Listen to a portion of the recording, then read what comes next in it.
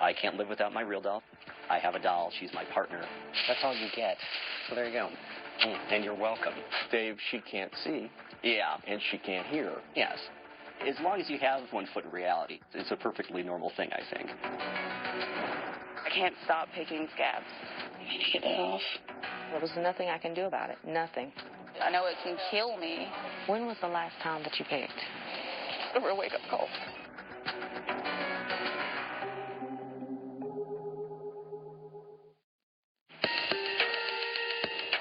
My name's Dave Cat. I'm 37 years of age.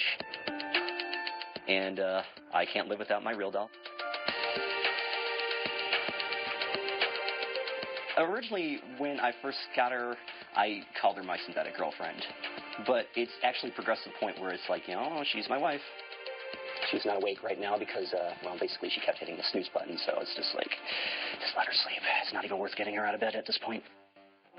The whole interaction on a day-to-day basis, along the lines of, like, getting her dressed, you know, brushing her hair, things of that nature, you know, it brings us closer together as a couple. I had actually worn this necklace a lot, and I decided she should have it. It's kind of like, you know, when you give your sweetheart a class ring, that sort of thing. Photo shoots are something fun that we do. When I first was even thinking about getting a real doll, I was just like, okay, well, you know, the sex is going to be fantastic. But there's also the whole concept of, like, taking photographs.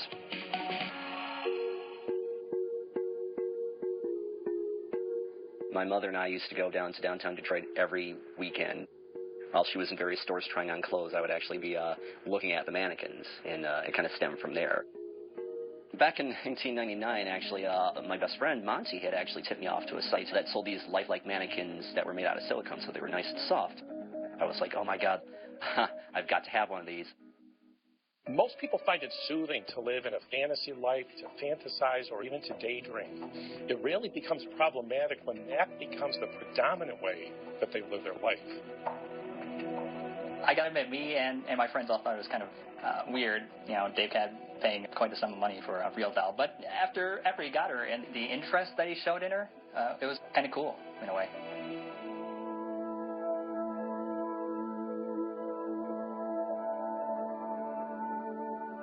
This will be her anniversary present for our 10-year.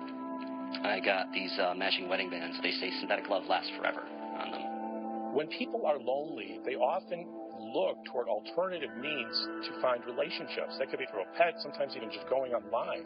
But there are really no substitutes for a true human companionship. I already know she's a doll. It's not a situation where it's just like, oh yeah, she's going to come to life one day. As long as you have at least 1 foot in reality, it's a perfectly normal thing, I think. Well, sweetie, I'm heading over to the playhouse.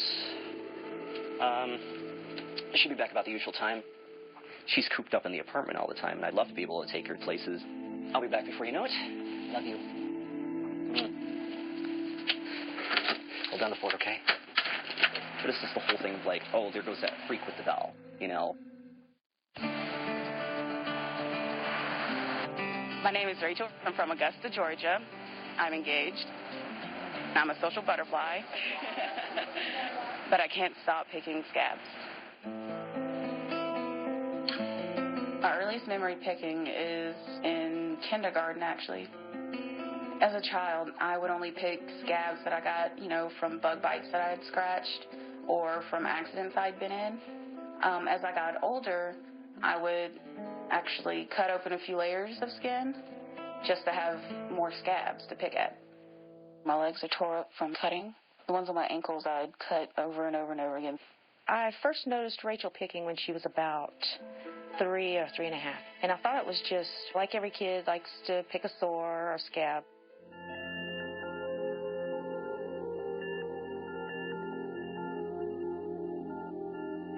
On this, I see a lot of little things that shouldn't be there. There's a little bit of scab left there that shouldn't be there.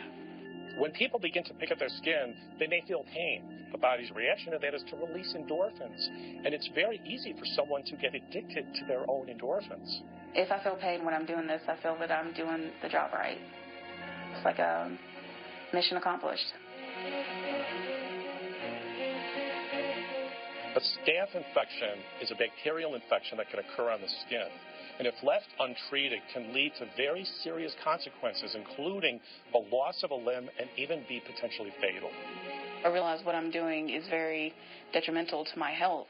I don't think my fiance realized how in-depth the problem is. It's not a humongous issue. I mean, it's more her. I know she doesn't like it.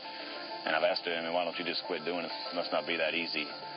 Bobby and I are getting married in a few months, and the skin picking is something that I need to conquer before we get married. I'm worried about it bothering her. She tells me about it all the time, how she hates it and wishes she could just stop, but she catches herself doing it.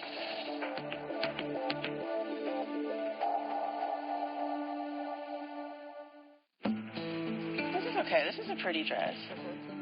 So you want a shrug or some kind of little jacket to cover up your shoulders and your arms, right?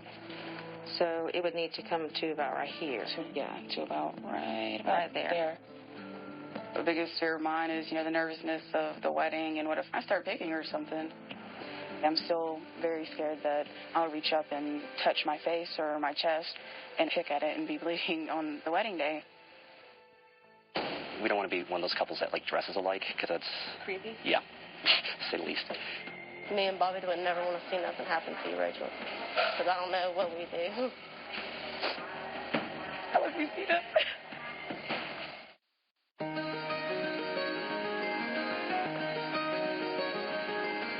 Hi, my name is Dave Cat, and I am completely in love with my real doll. My friends think that the whole concept of like having a doll as a partner is a little unusual. They know I'm happy with her, so they're like, whatever works for them. My friend Monty will actually be coming around to visit us. I have known Monty since 1980. We grew up in the same neighborhood about 3 houses away. Come in. Thank you. I think a synthetic relationship appeals to Dave Cat on a few levels. Dave is an only child. He's this very solitary individual. He likes his silence and he likes his space. Of course, met the missus. Yeah, I have many times. Thank you. As much as he might like to take her to a concert, take her out to dinner, just the stares and the comments it would invite, it's not worth that kind of hassle. What Monty and I are going to do is actually try to get some shopping in for the missus. It's obviously got to be stuff that she likes, but then there's obviously the aspect of like, well, she versus what I think she wants, of what I would want her to look good in. This stuff is actually quite nice. Tie pins. Yeah, tie pins. And what could she use? She's got a tie. That's the thing. She's worn it once. She doesn't strike me as a tie person. Yeah, I'm a tie person, and we don't want to be one of those couples that like dresses alike, because that's creepy. Yeah, to say the least. For Dave, I hope that he's happy no matter what he does. When he's ready to progress into something different, it'll be there. But for right now, this is perfect. You don't like these? Come on. I'm sorry, does she have someplace in the office to be? She likes the office style. Come on, the fuchsia or purple. So you find a jacket to go with that? Yeah. Oh, there you go. You don't want to, buy a whole bunch of stuff that she's already got. Yeah, exactly. I am definitely excited about getting those clothes back. I think Monty and I managed to find some good stuff for her. Hey, sweetie. I got a lot of stuff for you. You will be impressed. She's going to love them, I think. It's going to be a new look, yet the same look, but I think she's really going to approve of them. This, the shirt cardigan thing that just goes over you. Pair of glasses. See how they look on you. They're transparent. I figured they can go with that choker that you've got that's also transparent. It's normal for children to have a rich fantasy life, including imaginary friends. But when it continues into adult life, that's when there is a problem. That's all you get. So there you go. And you're welcome.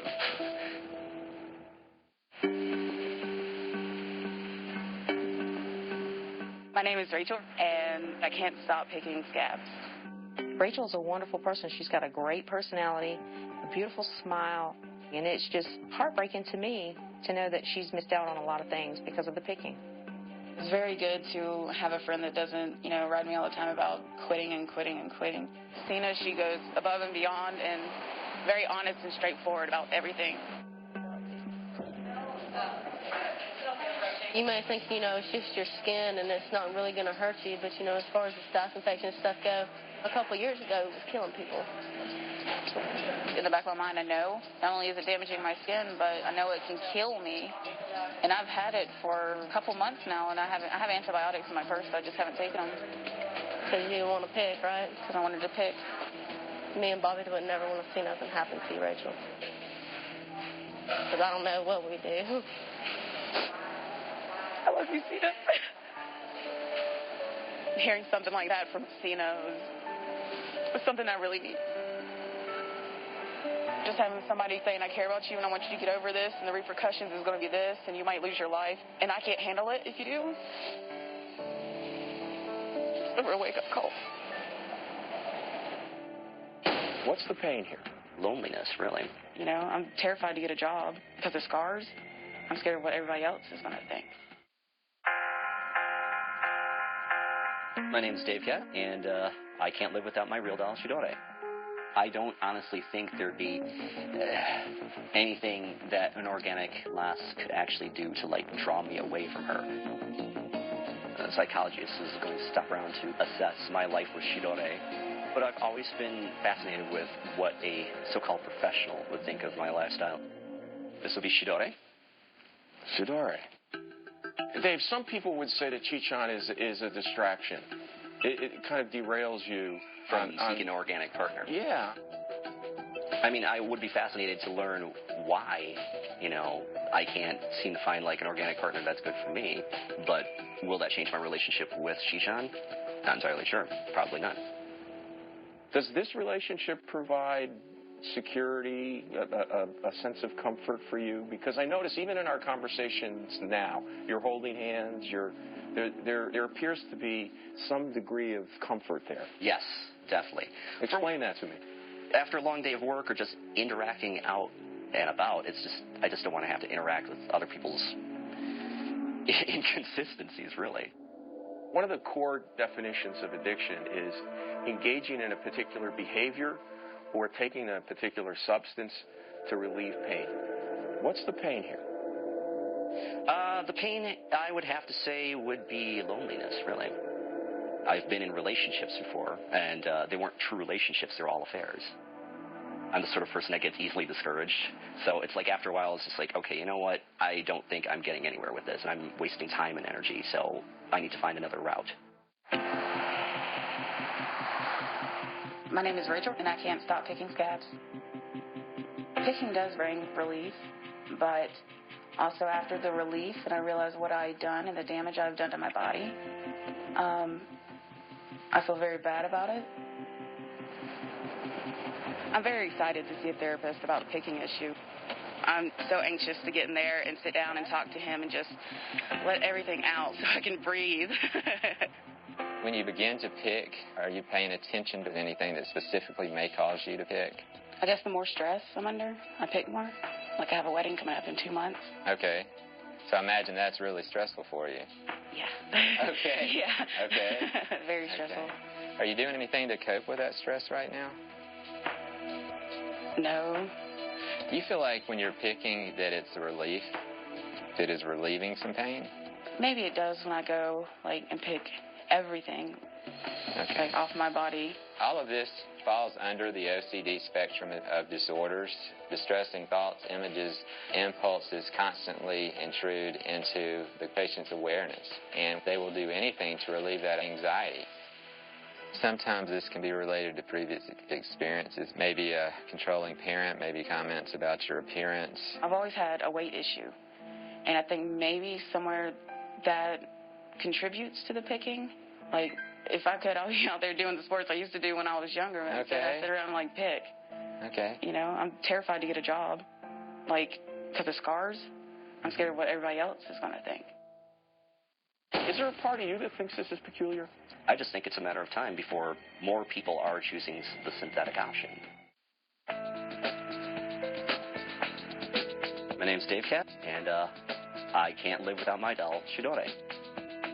When I meet new people, I don't really go out of my way to say, well, my partner is a doll.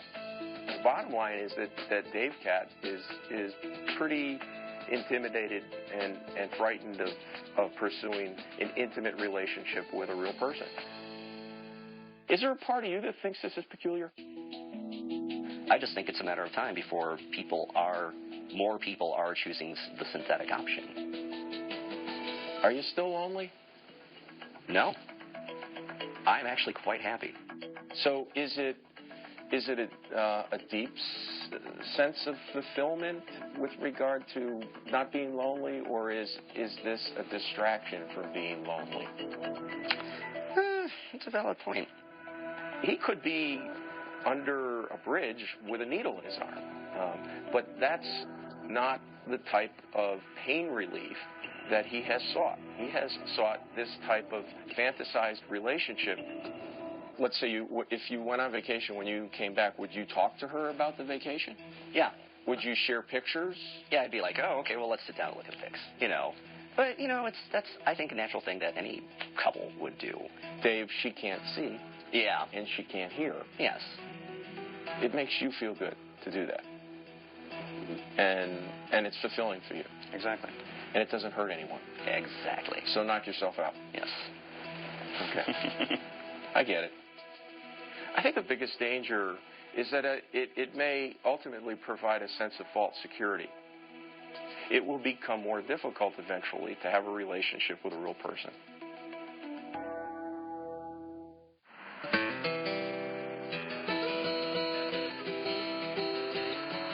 Picking does make me feel like I've cleaned myself in a way.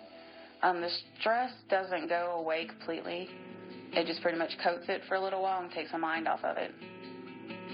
One thing we have to do when we're dealing with addictions is to identify the trigger. Right now, going into the bathroom and looking into a mirror is a trigger. Some things you could do are take down some of the mirrors in your house. It's going to be tough. And before you go into the bathroom, have almost a time limit of how long you're going to be in there. That's very good advice. One thing we're going to do is get you to really start paying attention to what you're thinking. Start writing a diary, keeping track of times when you do pick. When we come back, we'll look and I'll actually want you to open up your diary and we'll start to go over those. I'm finally happy that I could finally realize, I need help and actually ask for it. Mm-hmm. I'm really looking forward to getting over a lot of the difficult things and moving on to the next chapter of my life. I was impressed with Rachel. She came in and she's got a positive attitude. She's willing to follow through with some of the steps that we talked about this afternoon. That is key. This whole process is going to be a lifelong struggle. It's not going to be something that's going to, a few sessions of therapy and it's going to be, oh, I'm better now. It's going to be something I'm going to have to deal with for the rest of my life.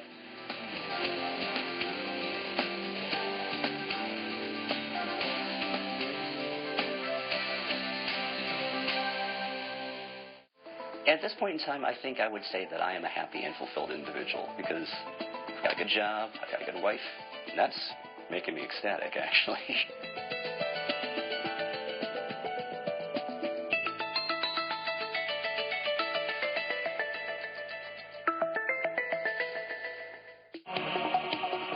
As far as the future, I'm eagerly awaiting the idea of, walking, talking gynoids. I've seen a lot of technological advances coming down the pike in the last 3 years that would blow a lot of people's minds. It might take a gynoid maybe like 10 minutes to walk down a flight of 5 steps or whatever. The technology is not going to be perfect out of the gate. People say it can't be done. They also said we couldn't put a man on the moon.